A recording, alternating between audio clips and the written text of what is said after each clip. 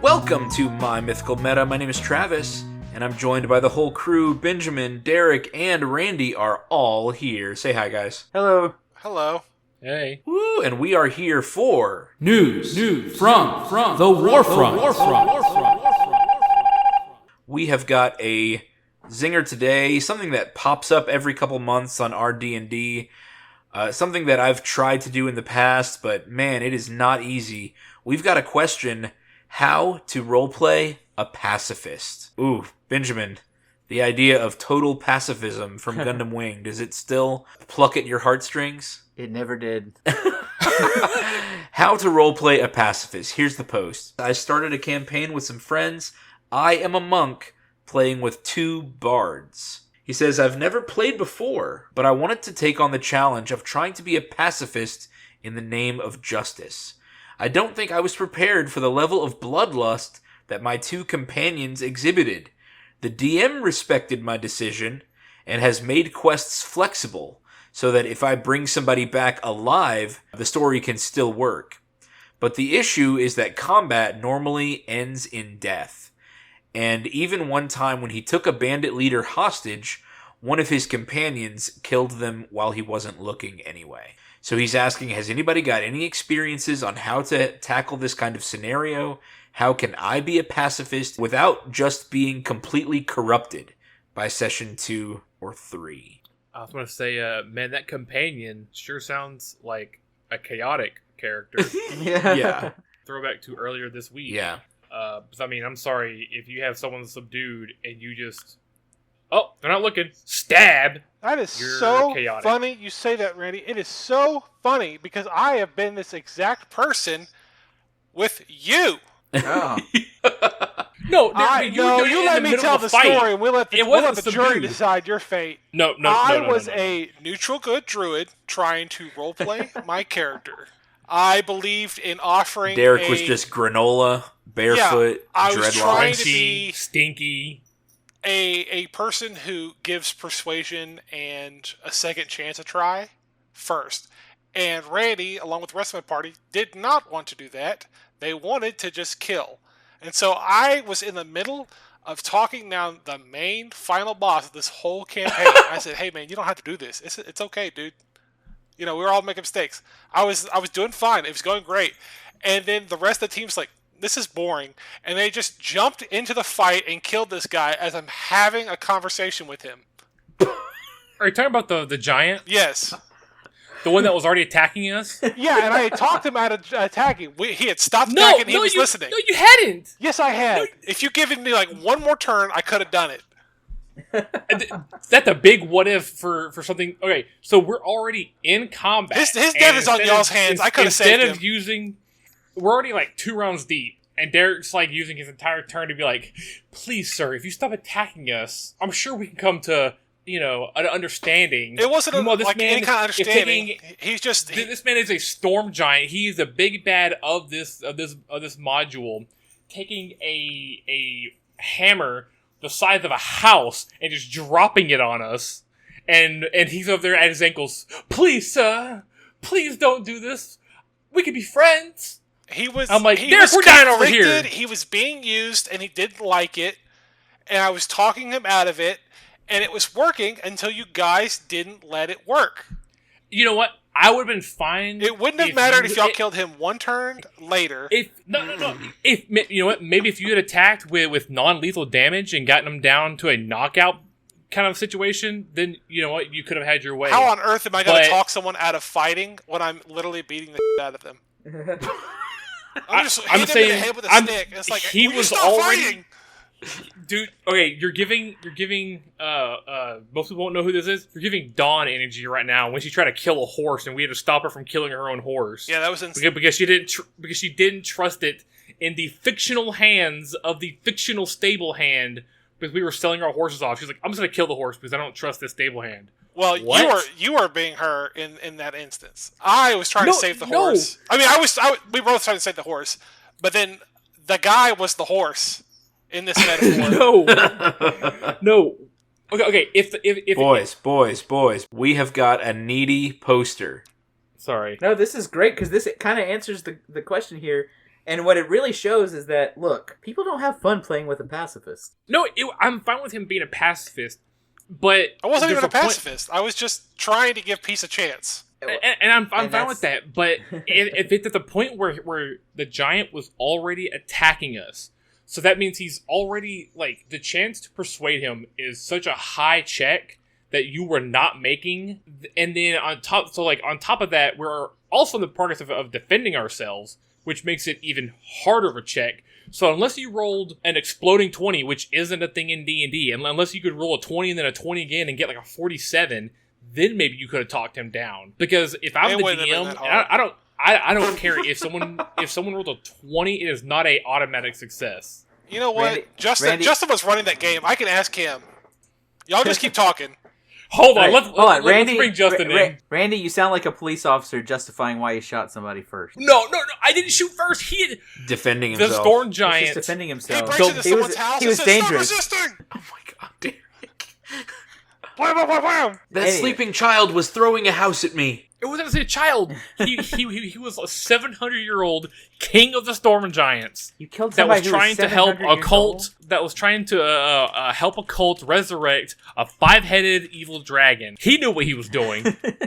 When I say that people don't like playing with pacifists, I think that's true. I don't think it's true in real life, but I think in a game like this, where the persuasion isn't happening based on the words you say or anything like that, it's based on a die roll. Yeah. The role playing of pacifism is kind of boring, right? Like, you min-maxed your character, you've got this cool armor, you've got these legendary boots from your last adventure, you've got this axe that glows with justice as you swing it, and you have to just sit there while a character talks. And usually, because D&D players are generally bad at persuasion, while a player talks badly and just hopes they roll enough. And so you've got two choices there. Either you role play it, and that makes it kind of interesting, but also very cringe, or you don't role play it, and then it's even worse because it's like, instead of rolling to attack and do something cool, it's I roll to stop the action. Exactly. And Yeah. But just so much of D&D is a combat simulator. yeah, exactly. I mean, D&D was founded as an offshoot of these wargaming games. Yeah. You know, these rank and file fantasy, magic, sword and sorcery war games. And so there's no point when I'm playing Warhammer 40K where I can try to convince my opponent that we're not going to battle. Yeah. I was just saying, like, and I feel like that there are certain situations where it doesn't matter how good you roll. You know, especially in terms of from a story point, how weird would it be if right in the middle of a fight, which the only thing I am thinking of a situation where this did happen in a movie, but just in the middle of a fight, someone says something and you're like, you know what, you're right. I know we've just been stabbing each other Martha. for the last... That's exactly what I was thinking of. That's exactly what I was thinking of. So outside of that one scene, which everyone thought was stupid, okay, like, it's not going to happen. If someone's attacking me, if a group is attacking me, and I'm attacking them back, doesn't matter who started it, there's not really much someone could say to like, calm me down mid-fight and be like, oh, well, I know you were just trying to murder each other, but he had a good point. I know your four friends were all stabbing me and shooting lightning bolts and stuff like that at me, but you know what? This guy had a good point. You can't roll a 20 and that happened. So like a 20 is not an automatic success. A 20 is the best possible thing in this situation. Is like you did the best you could. Doesn't mean that you're gonna make it. But it's like if I have a character and I try to jump the Grand Canyon, doesn't matter if I roll a 20. It's not gonna happen. Yeah. You know, like, but the best possible thing is like, well, maybe I just don't die on the way down. Maybe I just get lucky and like land in the deepest part of the river in the gulch below. But it's like I'm not gonna make that jump. And a storm giant's not gonna stop attacking us when the DC at that point should be like a 35 to convince him to stop attacking. I have a little extra It context. just makes sense. Go for it. Justin didn't remember, but it was from the Horde of the Dragon Queen module I wasn't playing a druid, I was playing a dragonborn paladin, and this is my dragonborn who used to be a dragon, but was kind of like Thor, how he was cast out of Asgard by Odin because he wasn't worthy anymore. Okay, yes. My god, Bahamut, had kind of like cast me out of his grace or whatever because I was too kind of like haughty and proud and vain, and so I had to kind of like learn humility and to be helpful, and so I was kind of role-playing, trying to... And so, I mean, my charisma was really good as a paladin. I was trying to roleplay that character, trying to be a better person. And I'm all for that. But the rest does not of the work team in the didn't. middle. Does not work in the middle of combat. Whenever, like if it had been before combat, and maybe the check was 20, but I'm pretty sure that there's actual rules. I mean, I'm not saying that you have to follow the rules in every single situation. Justin could have bent them how you wanted, but typically, once combat starts, diplomacy checks get really, really hard. Because it's like, well, I went from, like, maybe disagreeing with you to hostile to murderous rage. And it's hard to talk someone down from a murderous rage. Yeah, but Justin said, or at the way I remember it, Justin didn't make it seem like it was impossible or anything like that. The guy seemed like he was listening. And then you, as your dwarven barbarian, I'm remembering it now, you had some kind of necro sword, and you, like, hit him for, like, a bajillion damage, and he just died in one hit. It was you that did it. And he was not going to listen, no matter what. You didn't give him a chance to listen because you cut his head off. Okay, guys. cut his head Okay. Yeah, we're So, way off. I hate to admit it, Derek, but I do think mid-combat is not the time to try Diplomacy. de-escalating, to try diplomacy. You guys.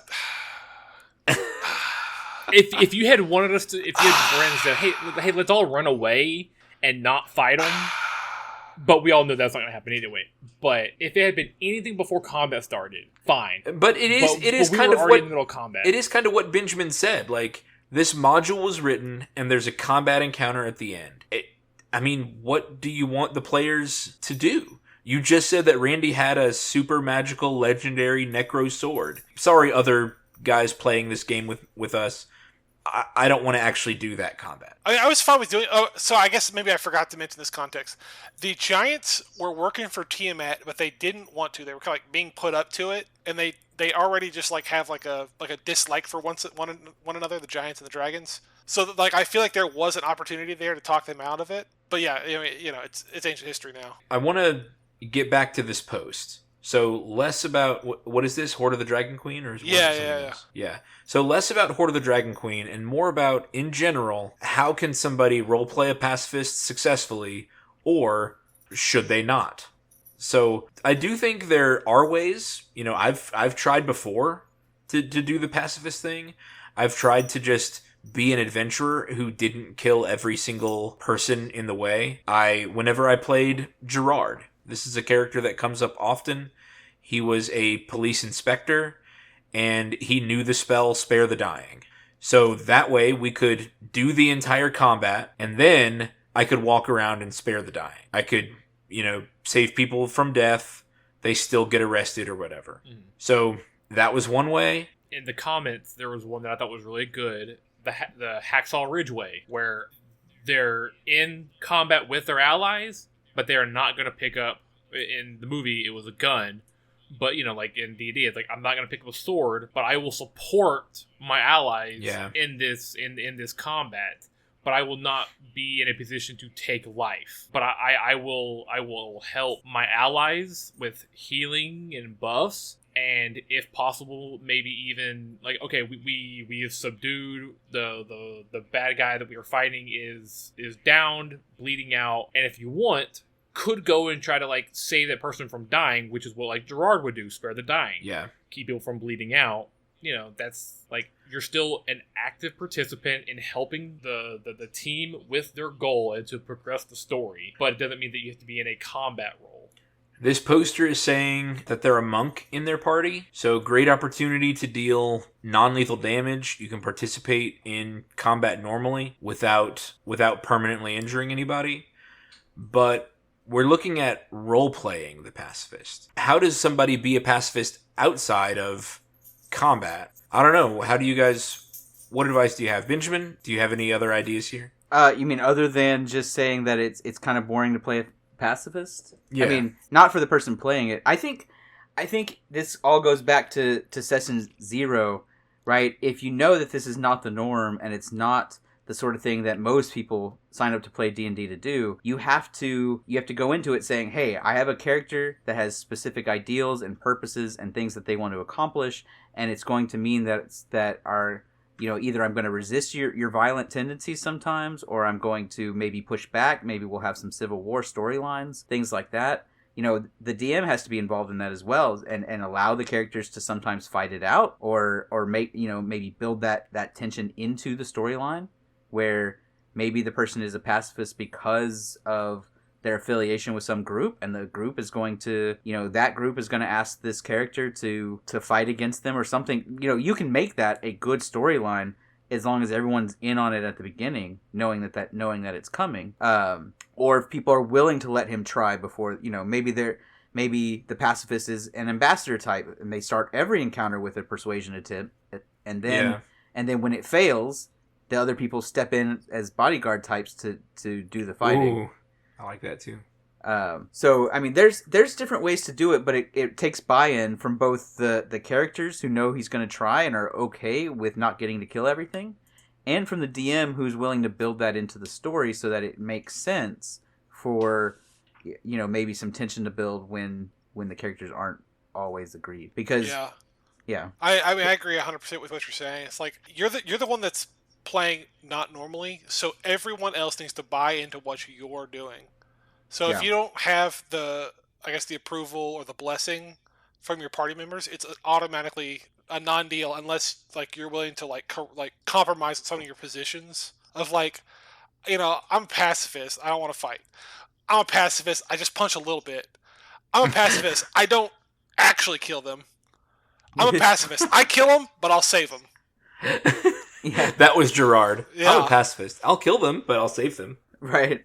Even I'm a pacifist, so after they kill them, I'm gonna be mad at them, and I'm just gonna keep doing that and being mad at them over and over and over again, so I'm gonna let them have their fun, and then I get to be a pacifist because I dissent or disagree, or maybe I heal them last because they made me mad, or I whatever your thing is, you build that into the role playing part of the thing, but you don't stop the people from having their fun. I think that could work too. Either go along, like what Derek said, or be resistant the entire time, and hopefully that resistance has some kind of payoff. Yeah. Yeah. Okay. Did we solve the world's problems, or do we need to dig deeper? Surely they couldn't have. We've answered every problem. There are no more worlds to conquer. Guys, that's what these news from the warfronts are. Little conflicts break out around the world. We jump in, immediately solve it without issue. Yeah. And ultimately, this one comes down to, look, if you're going to play something atypical, you got to get the party members on board. The people you're playing with have come to have fun. And it's the same issue we talked about a couple days ago with don't be selfish, right? You choosing to play a pacifist in a fighting game is selfish. You're trying something different, and that's okay. These games are creative, and it's a chance for you to get out there and try different builds and stuff.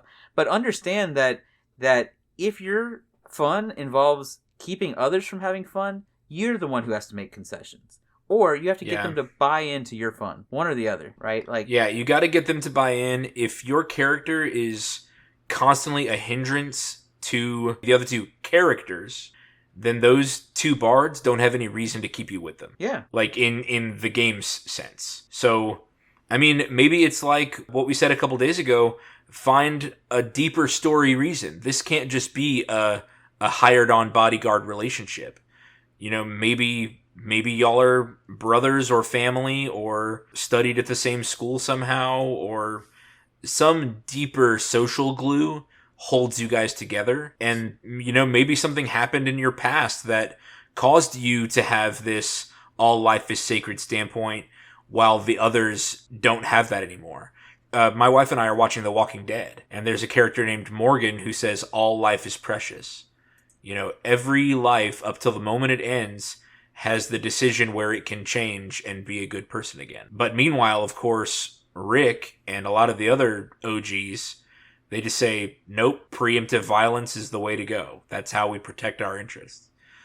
So that relationship is very interesting to watch, but it does mean that those characters butt heads sometimes.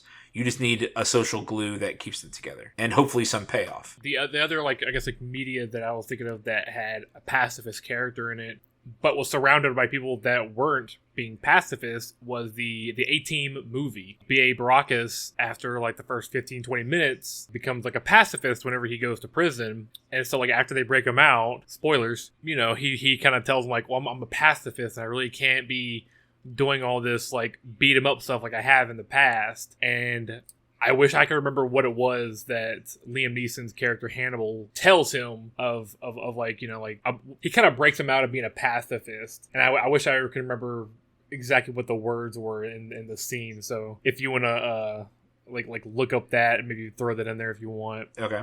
But it, it was a good story that did have a character that was a pacifist, but it also said, like, a way kind of around it. And then the second thing I wanted to throw in there was, man, I feel like playing a game for the first time and setting just an extra unknown challenge was a real tough, not a tough decision, was a real, I don't want to be like bad decision, but it's like, why would you set an extra challenge for yourself in a game you didn't know how to play yet?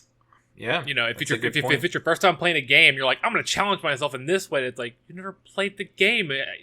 For all you completely, handicapped yourself, which you did, and in this situation, and almost made yourself unplayable. Well, a lot of the way these people ways. have been bought in is that they've been sold this line that, hey, you can play anything you want to, and someone saw a monk. It's like, oh, you know what? I'm a man that like a traditional monk, except I'm they saw Avatar: The Last Airbender. Yeah, and they said, I can be Aang, a total pacifist vegetarian. Yeah. Yeah, but Aang still kicks butt when the time calls for it. Yeah, but maybe that's a line that he didn't kill. But in the game, though, in the game that Dungeons and Dragons is, enemies are stat blocks that when dropped to 0 stop moving. So that, that's what the game is. After you do that, you loot, you get experience, you progress the game forward. It's a video game. I literally cannot choose in, say Dragon Age. I cannot choose to just not kill every red health bar that runs up to me. Yeah. Yeah, but or else the game is over with non-lethal damage. Or if you're doing a persuasion or intimidation check. Oh my goodness. Let's go back. I think we solved this player's problem. They've got a challenge. They've got an uphill battle, but maybe they can piece their way out of it. Any last words? Nah. If he makes his monk become a drunk, then maybe that could be his way to get around. I blacked out and just in a field of dead bodies. I don't know what happened. Let his dark passenger take over. Yes, I love it. Yeah. He just blacks out, loses time. What is it? River style in Firefly? Yeah. Yeah. The camera just fades around the corner and comes back. All right, Benjamin, how can people become patrons? They can go to www.patreon.com/mymythicalmeta. Randy, how can people contact us directly with their own questions or point us to relevant news from the Warfront? mymythicalmeta@gmail.com or in the comments. Thank you guys for listening, and Benjamin, Derek, Randy, thank you guys for being my great friends. Adios. Bye. Later. Bye. This episode was sponsored by Eldorado Gaming. Use the promo code META for 10% off your order. Please like, comment, subscribe, and share. This episode was edited by me, Travis Konishek, and our intro and outro music is by Tyler Heath of the Oh Hellos.